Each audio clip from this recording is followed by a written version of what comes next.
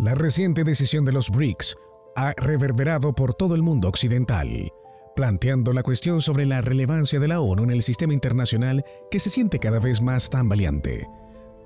Durante décadas, la Organización de las Naciones Unidas ha sido vista como el guardián de la paz mundial, pero ¿realmente ha cumplido su función? A medida que más naciones del sur global levantan la voz y cuestionan el orden establecido, la pregunta sobre la sostenibilidad de la ONU se vuelve cada vez más pertinente.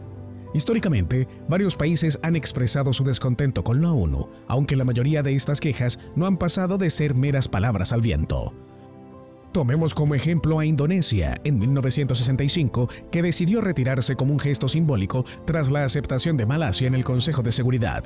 Pero, ¿acaso alguien se tomó en serio esa retirada? El Consejo nunca reconoció su salida y un año después, el país volvió al redil bajo un nuevo régimen.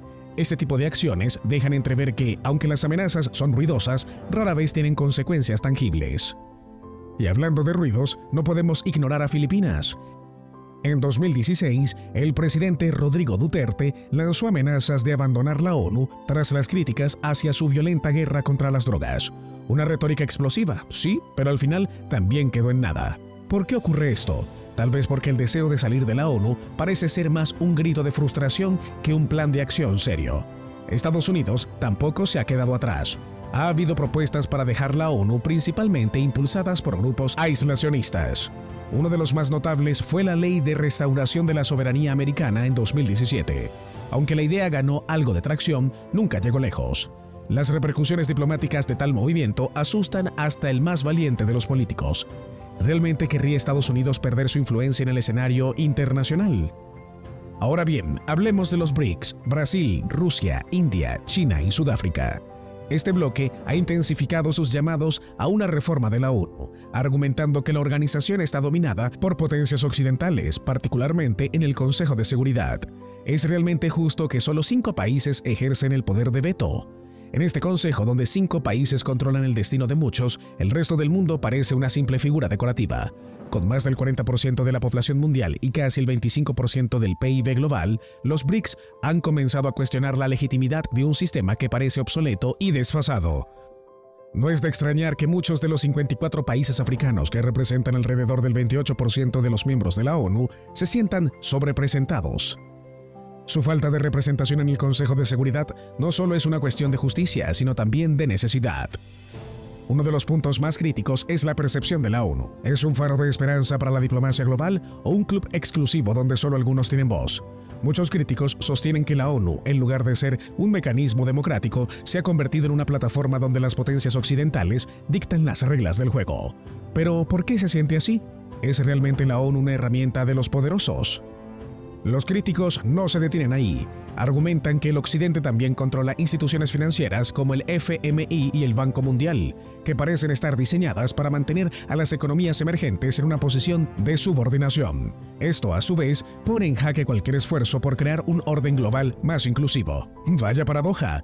Mientras países como India y Brasil claman por más representación, los poderes occidentales parecen aferrarse a su estatus con uñas y dientes. ¿Acaso no se dan cuenta de que ignorar estas demandas solo avivará más el resentimiento? Uno de los aspectos más polémicos que surge de esta dinámica es la atención desigual que reciben los abusos de derechos humanos en diferentes partes del mundo. Mientras que Rusia y China son blancos de críticas constantes por su manejo de los derechos humanos, en Occidente, problemas similares son tratados con un manto de silencio. La discriminación racial en Estados Unidos o el maltrato a comunidades indígenas en Canadá son solo ejemplos de un doble rasero que se vuelve evidente. En el conflicto entre Israel y Palestina, los ataques de Hamas son condenados sin piedad, mientras que las represalias de Israel, que incluyen tácticas devastadoras, son atenuadas en el discurso internacional. ¿Es que la vida de un palestino vale menos que la de un israelí? Esa es una pregunta que muchos en el sur global se hacen.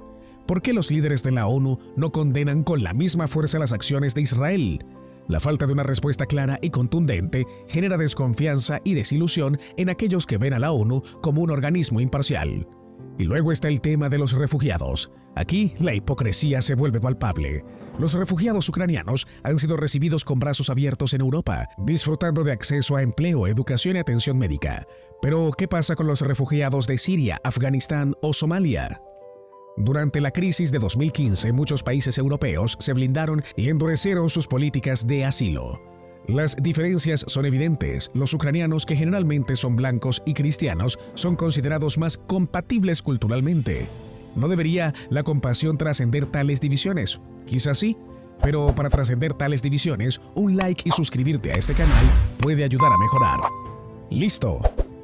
A menudo se dice que el tratamiento de los refugiados es un reflejo de las prioridades culturales y políticas de una nación. ¿Realmente estamos evaluando la humanidad de los individuos según su origen? Si un ser humano sufre, ¿no debería ser eso suficiente para recibir ayuda, sin importar su nacionalidad, raza o religión? Estas preguntas siguen sin respuestas mientras las naciones siguen mostrando sus colores con su política de asilo. El dominio de Occidente en instituciones globales como el FMI y el Banco Mundial ha sido otra fuente de quejas para el BRICS. Estas organizaciones, creadas después de la Segunda Guerra Mundial, reflejan un panorama geopolítico que ha cambiado significativamente. China, la segunda economía más grande del mundo, e India, cuya población ha superado a la de China, consideran que su influencia está subrepresentada en estas instituciones. Por ejemplo, a pesar de su creciente peso económico, China tiene menos del 7% de los derechos de voto en el FMI. Esto ha llevado a demandas persistentes de recalibrar las estructuras de votación, aunque el progreso ha sido lento. Es posible que estas instituciones hayan quedado atrapadas en el pasado, incapaces de adaptarse a las nuevas realidades económicas y geopolíticas. Las tensiones geopolíticas han intensificado aún más el deseo del bloque BRICS de reformar las estructuras de gobernanza global. Las sanciones impuestas a Rusia por su invasión a Ucrania, junto con la creciente fricción entre Occidente y China por cuestiones como Hong Kong y el Mar de China Meridional, han servido de combustible para el fuego. Pero incluso dentro del BRICS, las diferencias políticas y económicas presentan desafíos. ¿Podrán los miembros superar sus diferencias y trabajar juntos hacia un objetivo común? Eso podría ser la clave para lograr su ambición de un mundo más equilibrado. El deseo de los BRICS y otros países del sur global de reformar la ONU y otros organismos internacionales es cada vez más fuerte. Sin embargo, la resistencia de las potencias occidentales a cambiar el status quo plantea un dilema complicado.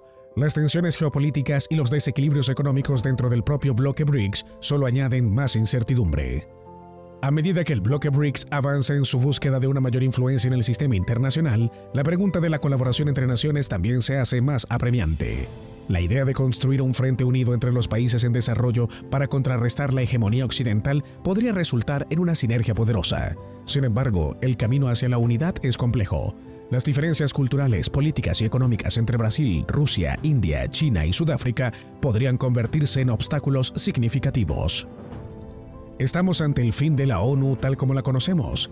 ¿Es posible que las estructuras que hemos dado por sentado estén a punto de colapsar? Estas son preguntas que merecen ser exploradas con urgencia y que sin duda dejarán su huella en el futuro de la gobernanza global. La lucha por un mundo multipolar y más equitativo está en marcha, y todos estamos en primera fila de un espectáculo que podría cambiar el orden mundial tal como lo conocemos. ¿Qué papel jugará cada país en este nuevo escenario? Solo el tiempo lo dirá. ¿Qué piensas de todo esto? Déjame saber tu respuesta en la caja de comentarios y no olvides dejarme tu like y suscribirte para más.